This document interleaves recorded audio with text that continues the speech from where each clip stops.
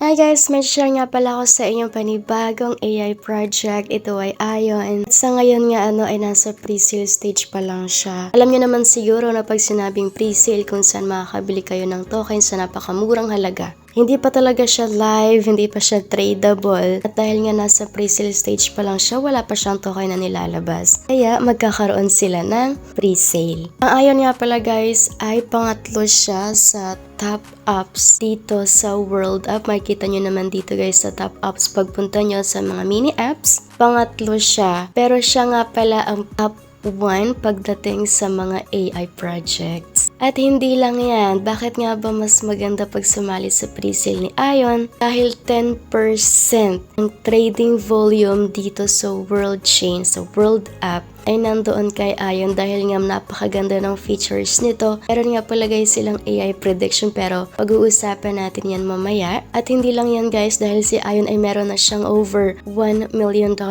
in fees. Galing lang yan doon sa mga sumali sa AI prediction niya. Pero paano nga ba at saan nga ba tayo sasali sa pre-sale ni Ion? Okay, ganito lang yan guys. Balik tayo doon sa dashboard natin at makikita nyo dito guys hold station, pero pwede rin nga kayong pumunta mismo sa mini at makikita nyo rin dito si hold station. Kaya naman buksan lang natin ito at pagkabukas nyo nga guys ng hold station wallet na nyo, bubungad sa inyo agad-agad si Ion. Ang nakalagay dito ay Ion Launchpad, kaya naman buksan natin yan para makita pa natin yung ibang information. Ayan nga guys, ang pre-sale ni Ion ay mangyayari yan in 1 day 17 hours. Pagkatapos ng timer nito, pwede na kayong sumali sa pre-sale round ni Ion. At yung hold station wallet kasi guys, napag-usapan natin yan noong nakaraang video natin. At hindi nga lang sa pwede kayong mag-store, mag-swap ng assets ninyo dito sa hold station. Meron nga din silang launchpad. Siguro mga nasa 3 project pa lang yung nasa launchpad ni hold station. Pero after nga guys ng pre-sale or nung nag-TGE na siya, yung pinaka-worst na result niya ay umabot lang ng 5x from the pre-sale price. Pero yung pinaka-maganda naman or pinaka-mataas na result naman ay umabot ng 33x. 33x yung price niya during the listing or nung tradable na yung token. Pero syempre yung 33x na yun yung mas malaki yung profit ng mga sumali sa pre-sale. At nung kahit naman sabihin natin umabot lang siya ng 5x, malaki pa rin talaga yung profit ng mga buyers, 'di ba? So wala talagang lugi dito sa hold station wallet dahil nga bago lang siya at marami yung sumasali sa launchpad or pre-sale ng mga token dito sa hold station.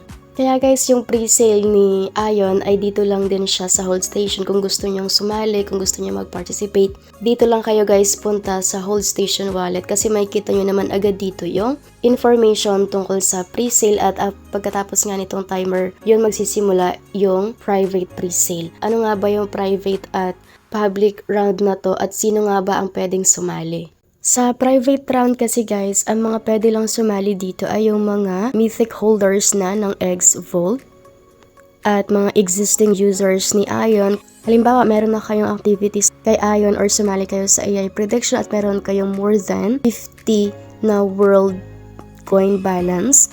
O kaya naman existing Sama stakers kayo, kaya nag-stake kayo ng Sama token at meron kayong mahigit 100,000 na Sama balance, pwede kayong sumali sa private round. Pero ayun nga, paunahan lang din talaga to guys o sinasabing first come first serve at yung mga eligible naman, maximum na pwede nilang bilhin sa pre-sale ay 200 worth of world coin. So, hindi na siya dapat lumagpas doon at kapag yun nga naunahan ka dahil first come first serve basis, ito hindi ka na talaga makakasali sa private round. Kaya kapag hindi ka nakasali, wala kang choice, doon ka na lang sumali sa public round. Sa public rounds 1 at 2 naman guys, lahat pwede nang sumali pero meron pa rin 25,000 world coin allocation para sa lahat na gustong mag-participate sa pre-sale. Pero maximum buying lang guys ay 500 world coin. At wala rin ditong minimum amount to buy. Pero take note lang din sa maximum buying. Pero ayun nga, paunahan lang din dahil meron lang siyang limit na 25,000 world coin. Kaya kung mas mauna ka, mas ma-secure mo yung slot, makakabili ka ng pre-sale sa murang halaga. Kasi kapag hindi ka nakaabot sa public round 1, tataas yung price niya sa public round 2. Kaya yun, check nyo lang lagi yung dashboard ninyo, yung Hold Station wallet. At refill nyo agad yung WorldCoin app ninyo. World app ninyo na WorldCoin. Mabilis kayo makapag-participate, makauna kayo. Secure nyo yung slot sa pre-sale. Pero syempre, mas mura talaga guys ang price sa private round. Yan nga lang, meron siya mga eligibility criteria. At kapag hindi ka naman pasok sa mga criteria na yon, doon ka na lang sa public round 1. At ngayon naman guys, punta tayo sa Ion.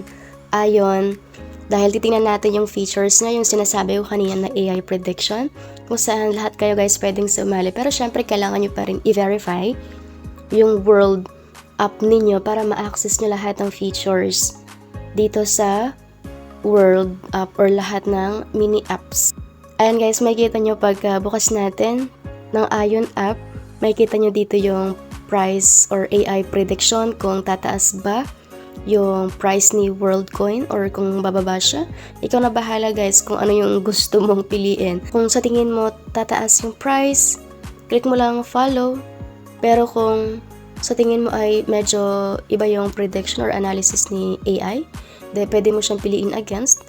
At kapag yun nga, tama nga yung prediction mo, mas malaki yung payout. Pero kapag sinunod mo naman yung prediction ni AI, medyo malaki pa rin naman yung magiging payout mo dito. So, follow or against lang ang pipiliin mo para lang din siyang long or short. Parang mas nakakatuwa din siya, no? Like kapag nag-futures trading ka, kailangan meron kang sariling knowledge about the graph, price analysis. Pero dito sa Ion guys, AI na mismo yung mag-predict ng price para sa'yo. Ang kailangan mo lang ay susundin siya or against. Pero either way, magkaka-payout ka pa rin. At ang maganda nga pala guys dito sa Ion kung pupunta tayo sa Hold Station, makikita nyo kasi dito sa document, lahat ng information about Ion sa pre-sale, makikita nyo lahat guys. Kaya punta lang tayo sa document. At lahat ng information na gusto nyo malaman tungkol sa Ion bago kayo mag-participate ng pre-sale, ay makikita nyo dito. Ayan. How Ion works, how to play nung price prediction, paano ba sumali, at tokenomics naman niya. Ayan, meron nga pala siyang 1 billion na total supply at sa public sale meron lang siyang 15% allocation. Private sale 15% na allocation, and then general airdrop. I think magkakaroon din siya ng airdrop sa mga existing users or yung sumali ng AI prediction. At vesting schedule, meron ding vesting schedule sa public sale 30% yung ma-unlock sa TGE. Private sale naman ay 10%. Since mas mura ang price sa private sale, kaya 10% lang yung ma-unlock nila. And then token utility, zero fee prediction markets, close back incentives. Ito rin naman niya guys yung kagandahan kay Ion kasi nga kapag mali yung prediction mo, meron kang makuha 20% rebate at babayaran yan in Ion tokens. So, ayan lang guys. Ito lang naman at napakadali lang guys, no? Kaya kung gusto nyo ngang sumali sa pre-sale ni AI, dito lang kayo maghintay sa Hold Station. Kasi makikita nyo agad dito yung timer sa whitelist. Pagkatapos ng timer na to, magsisimula na yung private round, private pre-sale.